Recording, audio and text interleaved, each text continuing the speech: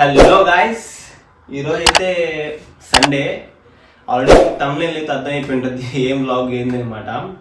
ఈరోజు మా ఇంట్లో అయితే మటన్ బిర్యానీ చేస్తున్నారు. పదండి చూపిస్తాం మా అమ్మ చేతి వంట ఎంత కమ్మగా ఉంటుంది. మా అమ్మ అయితే స్టార్ట్ చేసింది. ఫస్ట్ కర్రీస్ చేస్తుంది మా మమ్మీ. ఏం కర్రీ చూద్దాం. ఒరే రాన్రా ఇదండి గుత్తంకాయ కూర. ఇక్కడైతే గోంగూరకు రెడీ చేస్తుంది మా మమ్మీ.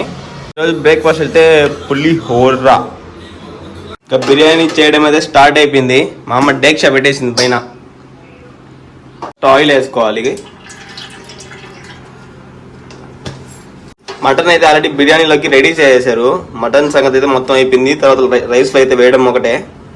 ఇవే బిర్యానీలో వేసుకునే మెయిన్ థింగ్స్ చూడండి. ఇవే మెయిన్. ఇవి లేకపోతే బిర్యానీ అవ్వదు. ఇంకా అవన్నీ ఒకటొకటిగా అన్నీ చిన్నగా అయితే ఆయిల్లో వేసేసుకోవాలి మనము.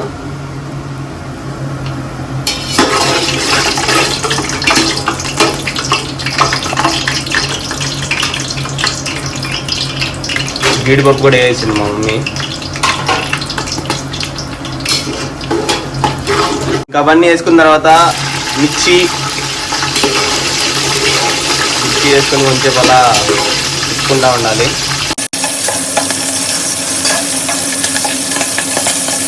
దాని తర్వాత ఆనియన్స్ వేసింది.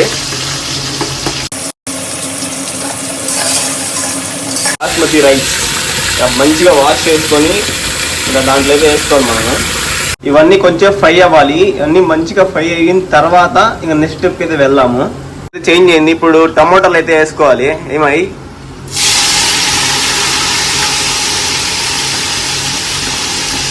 అది టమోటాలు వేసుకున్నాము. కూడా వేసుకున్న తర్వాత మళ్ళీ క్లోజ్ చేసుకోవాలి ఒక 5 minutes వరకు. కూడా ఫ్రై అయిపోయిన తర్వాత ఇదేంటి మా జింజర్ పేస్ట్ అయితే వేసుకోవాలి.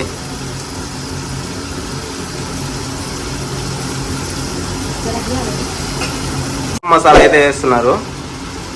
1 2 3 4 స్పూన్లు గరం మసాలా వేస్తున్నాను. మటన్ మసాలా 2 3 చాలా. పెరుగు చట్నీ అయితే రెడీ చేస్తుంది మా అక్క. ఈ కలపడం తప్ప మా అక్కకి ఏం రాదు.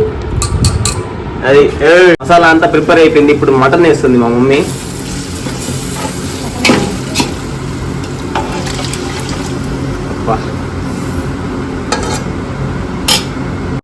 ఇప్పుడు పెరుగు వేస్తున్నాను దాంట్లో.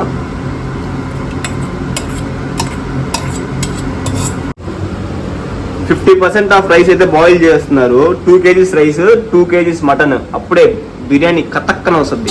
ఇంకా నీట్ గా పెరుగు వేసుకున్న తర్వాత చిన్నగా అయితే కలుపుకోవాలి. ఎందుకంటే మళ్ళీ ముక్కలు కూడా విడిపోతాయి. నీట్ గా నిదానంగా కలుపుకోవాలి. మా కారం ఏమా ఏ గుంటూరు కారం. ఇక్కడైతే మా అక్క గోంగూర మిక్సింగ్ చేస్తుంది. అది ఏం లేదు గాయస్, మా అమ్మ మొత్తం చేసేది మిక్సింగ్ కొట్టా ఉంటుంది అంతే, ఇంకేముండదు ఆడ. రైస్ అయితే బాయిల్ అయిపోయింది. ఇంకా తీసుకొచ్చి దీంట్లో వేసేయడమే.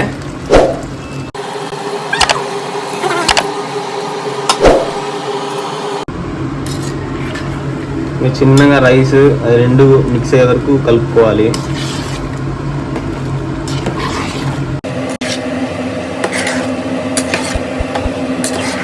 అమ్మనైతే పిండేస్తున్నారు.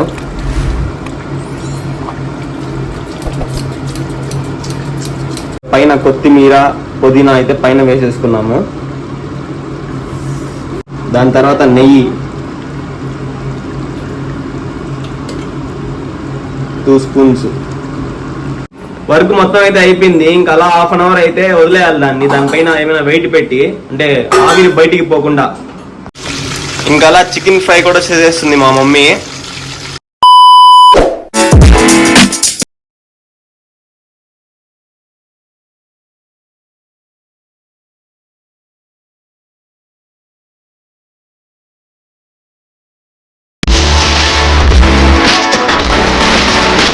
టేస్ట్ ఎలా ఉందో టేస్ట్ చేసి చెప్పా ఒకసారి. మమ్మీ సూపర్ మమ్మీ, వేరే లెవెల్ అంతే. చూసారు కదా వీడియో అయితే. ఎలా అనిపించిందో కామెంట్ అయితే చేయండి. ఇంకా లైక్ చేయండి. ఇంకా మన ఛానల్ని ఎవరైతే సబ్స్క్రైబ్ చేసుకోలేదో సబ్స్క్రైబ్ అయితే తప్పకుండా అయితే చేసుకోండి. ఇంకొక వీడియోలో కలుసుకుందాం. Until then take care, bye bye.